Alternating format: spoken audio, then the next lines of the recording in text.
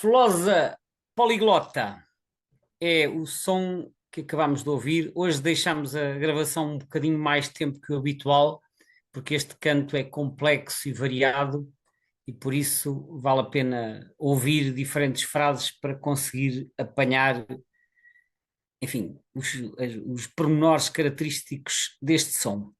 Então, a flosa poliglota, que é uma ave estival nidificante, que entrou para a minha lista na posição 222, que é um número giro, e, e hoje é a altura de conversarmos um pouco sobre esta espécie. Bem-vindos a todos aqueles que nos escutam. Bem-vindos, José. Estou pronto para mais uma entrevista. Ora, muito bem, Gonçalo. Também és poliglota como a Flosa? Epá, as más línguas dizem que sim, e eu não confirmo nem desminto. Mas esta tem realmente a mania de, quando diz qualquer coisa, diz em todas as línguas que conhece, com certeza. Sim, mas eu julgo que o nome poliglota deriva do facto de ela incluir imitações de outras espécies no início das frases. E, portanto, quando nós ouvimos este som que passamos no início, os primeiros arranhões são assim apenas uns chamamentos, mas depois, antes daquele gorjeio mais variado, normalmente no início de cada sequência, ouvem-se umas imitações que pode ser de cartaz, pode ser de pardal, pode ser de andorinha das chaminés, pode ser de outras espécies, mas esses sons até são imitados com bastante perfeição. E, portanto, é como se ela estivesse a falar os idiomas das outras espécies. Daí a escolha do nome poliglota como epíteto específico desta pequena ave. Mas não é propriamente uma verdadeira imitadora no sentido que não fica ali a imitar as outras espécies como algumas espécies fazem, não é? Não, ela inclui notas que se assemelham bastante a outras espécies, mas depois entra nas suas variações também. Mas essas notas no início das frases, é quase sempre no início, que se ouvem estas notas tipo pardal ou andorinha das chaminés, são tão características e aparecem quase sempre que eu, quando ouço um som que me parece flosa poliglota, que ela depois faz uma frase, depois cala-se durante uns segundos e depois recomeça, eu procuro estar especialmente atento ao início da próxima frase, porque se o início incluir algumas imitações, isso para mim chega como confirmação de que é uma flosa poliglota. Há outras flosas que também têm sons vagamente semelhantes, como por exemplo a Totinegra de Bigodes, que é a Curruca ibéria, anteriormente Cantilans, também faz um canto assim meio anasalado, embora com as notas um bocadinho mais soltas, mas não tem imitações nenhumas. Portanto, as imitações no início das frases são aquele aspecto que torna este canto realmente característico. Eh, Como Flosa que é, tipicamente cai na categoria daquelas espécies que muita gente se vê atrapalhada para identificar. Esta, por acaso, até, pelo menos na minha opinião, não é das mais difíceis, mas contamos lá aqui quais são os aspectos mais diagnosticantes da identificação desta espécie face a outras parecidas. Bom, isto é uma ave insetívora e, como tal, caracteriza-se por ter o bico fino. Ela, ela até há pouco tempo estava na família dos silvídeos, que é uma família que reunia a maior parte daquelas aves que nós designamos por flosas, em inglês warblers, embora essa família há poucos anos tenha sido toda retalhada em 6 ou 7 famílias diferentes, e esta flosa acabou por ficar numa nova família chamada Acrocephalidae, que é onde estão também os acrocéfalos, vulgo os roxinóis dos caniços, e portanto é uma ave aparentada aos roxinóis dos caniços. Tem tons acastanhados por cima e amarelados por baixo. E estes tons de amarelo são talvez a característica que mais se destaca nesta flosa. É claro que algumas têm amarelos mais intensos que outras, especialmente os adultos. Normalmente os adultos têm um tom de amarelo mais vivo. Às vezes há outras que têm pouco ou quase nenhum amarelo por baixo e, portanto, essas podem ser um bocadinho mais difíceis de identificar, mas quase sempre têm algum amarelo. Até se poderá eventualmente confundir, por exemplo, com uma flosa musical, mas tem um aspecto mais robusto, especialmente o bico é mais forte, porque a flosa musical tem um bico muito fininho, A Flosa poliglota é um bocadinho maior, o bico é mais espesso e, acima de tudo, tem aquilo que eu costumo chamar a testa alta, porque a flosa musical, como a maioria das aves do género Filoscopos, tem a cabeça mais achatada, ao passo que a poliglota tem a cabeça mais, enfim, mais eriçada, se assim se pode dizer, está mais levantada e, portanto, acaba por lhe dar um perfil mais volumoso. Essas Tenho a são. sensação que ela levanta mesmo ali um bocadinho as penas Levanta e isso reforça ainda mais essa ideia de cabeça Exato, exato. volumosa. Mas à partida, o perfil da cabeça já de si é um bocadinho mais volumoso que as aves do género Filoscopos. Mas, portanto, grosso modo, as características são estas. Portanto, tamanho médio em termos de flosas, bico mais espesso, embora não é grosso, mas é mais forte que as aves do género Filoscopos, tem um perfil algo parecido com os acrocéfalos, que são os roxinóis dos caniços, mas tem tons amarelados por baixo. Uma característica curiosa desta ave, e que eu penso que é partilhada pelas outras aves da família, pelo menos destas que nidificam em Portugal, como é o caso do roxinol pequeno dos caniços, é que ela faz muda de inverno em vez de fazer muda de verão. O que é que isto quer dizer? A maioria das nossas aves nidificantes, nomeadamente das aves migradoras, vêm até cá, chegam na primavera, reproduzem-se, portanto, ali algures entre abril e junho ou julho, e depois fazem a muda da plumagem e quando migram para a África já têm a plumagem nova, a chamada plumagem fresca. Mas a flosa poliglota, tal como outros membros da família Acrocefalidae, não. Elas acabam de se reproduzir, vão para a África e só depois é que fazem a muda. E esta diferente estratégia de mudas acaba por ajudar à identificação da idade da ave, a determinação, desculpa, da idade da ave a partir do estado das penas. Porquê? Porque os juvenis, vamos imaginar, estas aves vão-se embora em agosto ou setembro, os juvenis têm a plumagem fresca, porque nasceram em junho, enquanto que os adultos têm a plumagem do ano anterior e já têm a plumagem toda gasta, ou como se diz às vezes coloquialmente, a plumagem toda ratada.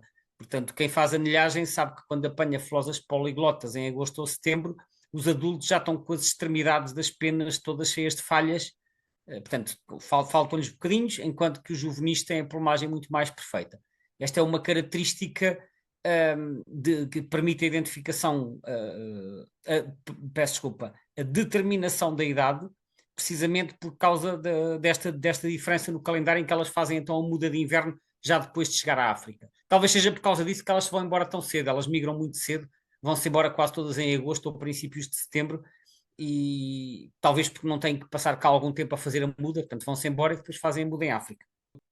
Portanto, esta espécie eh, que tu referiste que é migradora e como tal é natural vê-la um pouco por todo o país durante a migração, mas mesmo fora da época de migração ela tem uma distribuição muito ampla em Portugal, não é verdade?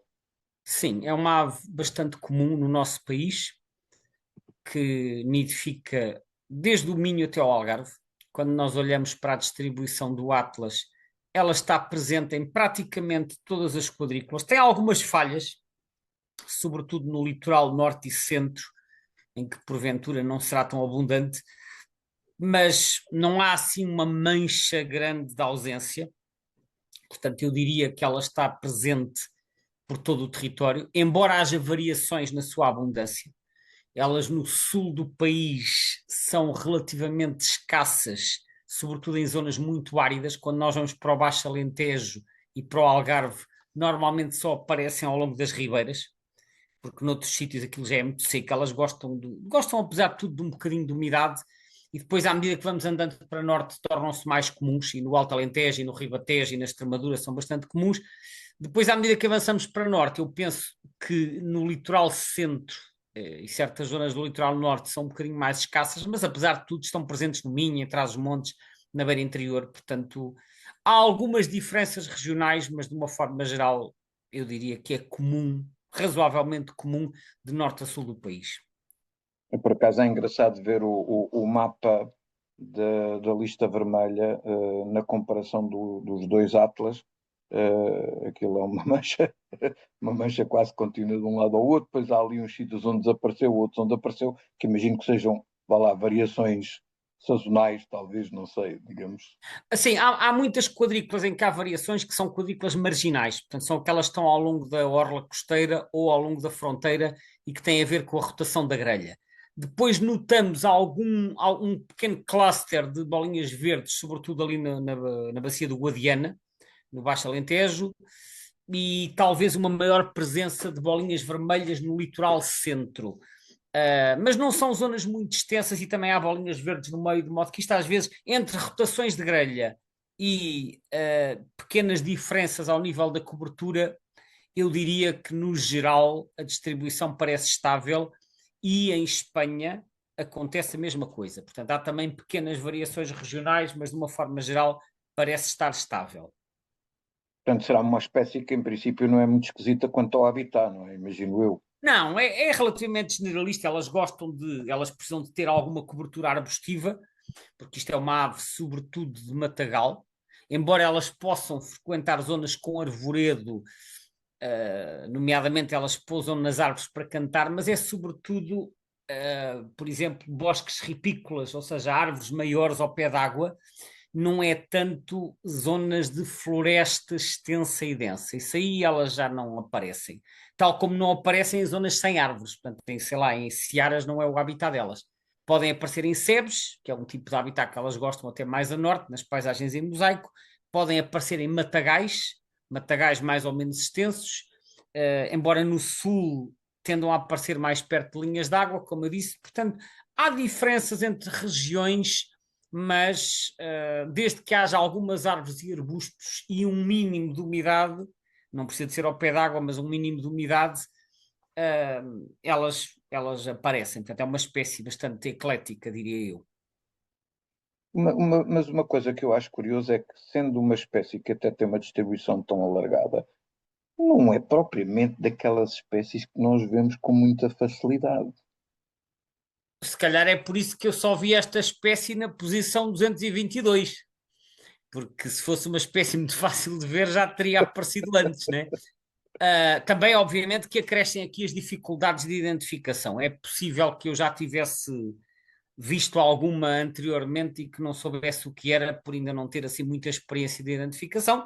Agora, o que acontece também é que, como muitas aves do grupo das felosas, esta ave pode tender a esconder-se um bocado na vegetação e quando isso acontece, está escondida, não é tão fácil de ver. Portanto, isso acontece com muitas aves deste grupo. Mas é razoavelmente comum. Se nós soubermos identificar pelas vocalizações, quer pelo canto, quer pelos chamamentos que fazem lembrar um pardal, eu acho que acabamos por perceber que é uma espécie razoavelmente comum.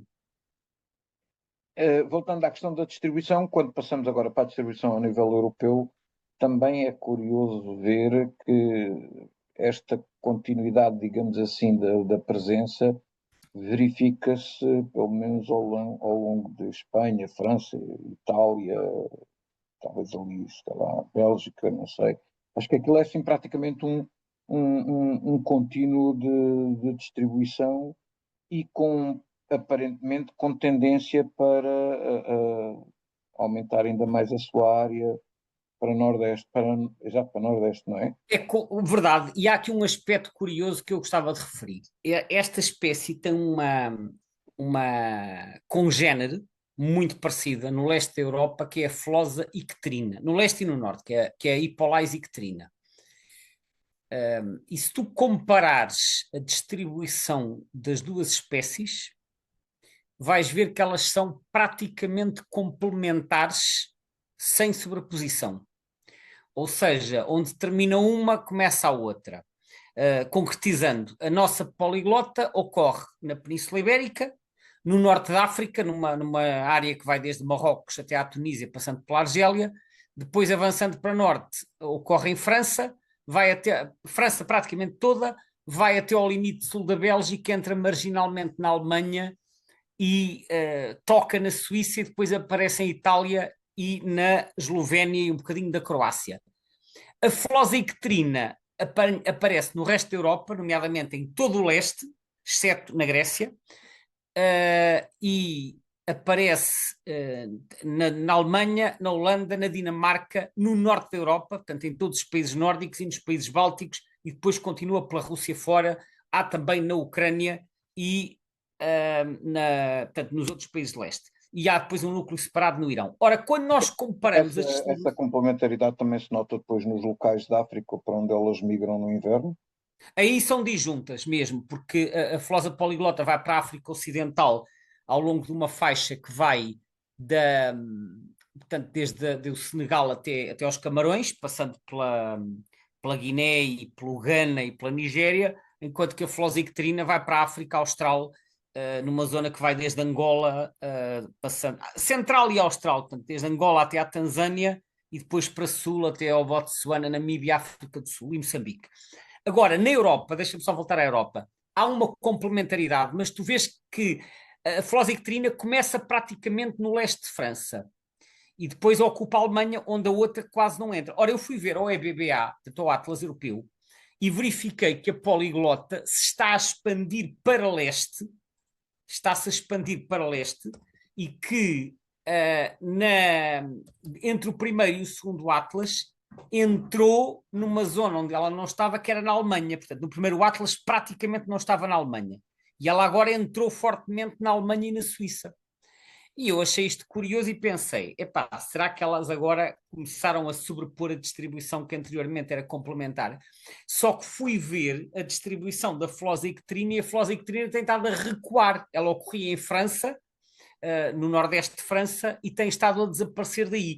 Portanto, há uma pequena zona de sobreposição, sem dúvida, portanto, eu também não estou a dizer que elas não se tocam, há ali uma franja, sei lá, é capaz de ter 100 ou 200 quilómetros de largura, só que aparentemente essa franja tem-se estado a deslocar para leste, porque a poliglota tem estado a avançar para leste na Alemanha e na Suíça, e a Ekaterina tem estado a recuar das zonas onde ocorria em França e agora até já está a desaparecer na parte mais ocidental da Alemanha e no sul da Bélgica. Portanto, parece estar a haver uma movimentação desta linha divisória para leste.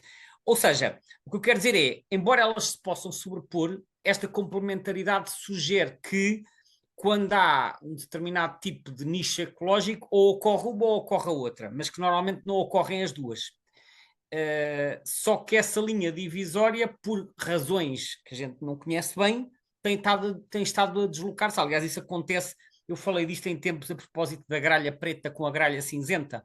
Lembras-te daquela linha de hibridação das duas, que entre o Reino Unido e a Escócia se tem estado a deslocar para norte também. Portanto, às vezes há movimentações nestas fronteiras de equilíbrio. Eu nunca vi ninguém a descrever muito bem. É possível que haja algum trabalho, atenção, não fui à procura, mas não sei se já existem estudos, eu é que nunca li nada a falar, a explorar melhor esta questão da complementaridade entre as duas hipolais. Eu disse há pouco que ela também não ocorre na Grécia, porque na Grécia há uma terceira espécie de hipolais que é a flosa das oliveiras, que é a Hippolais olivetorum. A Hippolais olivetorum é uma espécie do sueste europeu que ocorre na Grécia, na Bulgária, na Macedónia e na Albânia, e que é complementar nessa região da Europa à distribuição da flosa icterina. Portanto, dir-se-ia que as três hipolais europeias são complementares entre si na distribuição, porque a hipolais Provavelmente icterina desce. compensam pelo Como? alimento ou zonas de nidificação, ou o que quer que seja, não é? Portanto, Sim, por alguma razão elas não se sobrepõem. Tal como na Europa também há dois roxinóis, o nosso Leucine megarincus no oeste da Europa, e depois quando vais para leste tens o roxinol grande, ou roxinol russo, que é o Leucine leucine. A distribuição dos dois também é mais ou menos complementar. Portanto, é como se os ambientes aguentassem uma espécie, mas não aguentassem as duas em simultâneo, porque elas, não sei, pode haver alguma competição entre elas, e portanto uma delas é dominante consoante a região. Mas isto é uma interpretação minha, não fui explorar isto mais a fundo. e pelos vistos, nas Ilhas Britânicas também se começa a verificar muita observação, pelo menos no eBird aparecem já uma série de quadrículas com registros desta espécie. Sim, e aliás, o mapa do EBBA2, o mapa da alteração da Mas já flosa lá tem poliglota, umas zonas de nidificação, não é? já tem três quadradinhos azuis, pelo menos, na Inglaterra. Uhum. Portanto, a expansão parece estar a dar-se para norte também. É curioso, portanto, ela parece estar a ganhar terreno à ecterina e a ecterina está a recuar na franja ocidental. Ok. É interessante constatar isto. É giro, é giro. Agora, uma questão também, agora em relação aqui à taxonomia, portanto, esta espécie era uma sílvia, passou a A hipolais, não é? Portanto, hipolais, sim. o que é que motivou esta mudança e já agora, na mesma linha, explicar também um bocado estes nomes, não é? Bom, esta espécie é descrita pela primeira vez por um ornitólogo francês chamado Vieillot, que era o Louis Pierre Vieillot.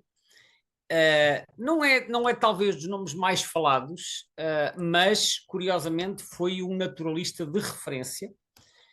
Ele viveu entre 1748 e 1830 e ele fartou-se de descrever aves, sobretudo nas Índias Ocidentais e na América do Norte, porque ele, por razões familiares, também viveu no Haiti, portanto, na Ilha Espanhola, mas depois teve que fugir para os Estados Unidos por causa das rebeliões que houve lá durante a Revolução Francesa. Ele descreveu muitas aves do Novo Mundo.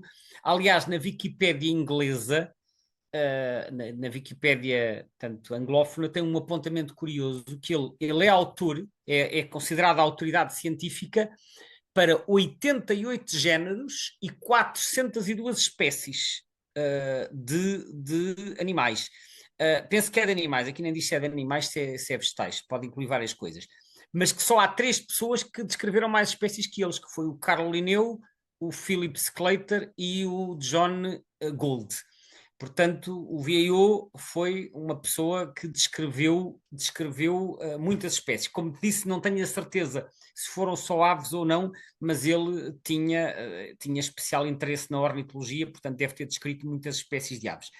E então foi o Vieillot que descreveu a Flosa poliglota com o nome Sílvia poliglota, porque na altura já havia o género Sílvia, que já tinha sido cunhado. Ele descreveu isto em França, porque esta ave não ocorre na Suécia, e depois, mais tarde, 10 anos mais tarde, é que é proposto o género Hippolais por um outro ornitólogo que era o Conrad von Baldenstein. Então, Hippolais, o que é que isto quer dizer? Hippolais é mais um daqueles nomes que vem do Aristóteles, mas que ninguém sabe muito bem o que é que quer dizer. Portanto, é uma palavra grega. Hippolais refere-se a uma pequena ave não identificada que nidificava no chão e que é mencionada pelo Aristóteles, pelo Teofratos e pelo Exíquio, e que alguns autores posteriores associam ao chasco cinzento. Mas não se tem muito bem a certeza. Portanto, o Aristóteles, lá no seu trabalho no História Animalium, ele descreve diversas aves, descreve não, peço desculpa, refere diversas aves, dá assim umas descrições às vezes um bocadinho vagas, e depois outros autores, o Linneu e outros que se seguiram, acabam por pegar nesses nomes e atribuí-los a nomes científicos, o que não quer dizer que o Aristóteles estivesse a falar dessa mesma espécie. É então esta a origem do nome Hipólais. Poliglota vem do grego, é uma palavra composta e que inclui polos, que significa muitos, e glossa, que significa língua, portanto significa que fala muitas línguas. É uma referência, como já falámos, às imitações que esta ave é capaz de fazer, nomeadamente no início das frases, quando está a cantar, que foi o que ouvimos quando começámos esta conversa. Gonçalo, acho que hoje vamos ficar por aqui.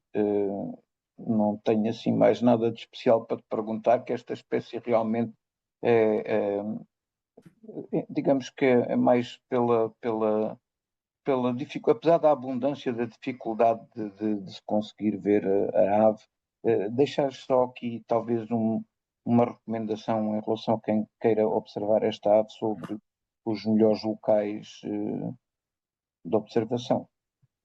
Não há um local concreto, porque esta ave, como ocorre de norte a sul do país, não há regiões em particular. Eu diria que normalmente junto a galerias ripícolas, ao pé de linhas d'água, é um habitat característico onde podemos ouvir a ave cantar. Atenção que esta ave normalmente chega a partir de finais de abril, início de maio, portanto os meses de maio e junho são os mais indicados para procurar esta espécie a cantar. Portanto, eu aqui mais do que o local, eu referiria as datas. Maio e junho são os melhores meses, porque elas chegam tarde e partem cedo. Portanto, E se calhar mais atento ao som do que propriamente ao avistamento, não? exato, porque quando nós ouvimos o som, depois percebemos que vem de uma árvore, de um arbusto, e se nos pusermos a procurar, normalmente elas, quando cantam, estão bastante à vista. Gostam de se empoleirar no topo de uma silva, ou no topo de um freixo, ou de outra árvore qualquer, e não é raro estarem a cantar à vista. Depois enfiam-se na vegetação outra vez, mas quando estão a cantar, elas muitas vezes mostram-se. Já agora, antes de terminar, falta aqui referir uma coisa muito importante, que é onde é que eu vi esta espécie. Eu tinha, como já referi nas conversas anteriores, depois de um longo interrail pela Europa, fui a São Martinho do Porto sacar o maçarico bastardo. Sacar não, porque eu estava lá de férias, na verdade. Não fui lá de propósito para isso, mas tive a sorte. Depois, numa breve passagem por Marvão, vi o Melro das Rochas e depois voltei ao Algarve, essa região que foi para mim uma das mais importantes no meu percurso ornitológico, onde eu aprendi imenso, graças às minhas sucessivas visitas à Associação A Rocha, na Ria de Alvor. Mas neste caso, este avistamento, de acordo com as minhas notas, foi feito no Cabo de São Vicente, no dia 4 de setembro de 1989. Estas aves vão-se embora cedo, mas no início de setembro ainda há muitas a passar e o Algarve, como sabemos, é uma altura, é uma região boa para observarmos aves durante as suas passagens migratórias. Portanto, eis-me de regresso ao Algarve, onde ainda irão aparecer mais algumas espécies que vamos guardar para as próximas conversas. Então quer dizer que a próxima vamos continuar pelo Algarve também, é isso? E vamos continuar na senda das Flosas. Temos mais duas aves deste grupo para falar nas próximas duas conversas. Ok, Gonçalo, obrigadíssimo. Estamos a falar Obrigado, Zé. então da Flosa poliglota. Ficamos por aqui hoje. Até à próxima. Até à próxima. Obrigado.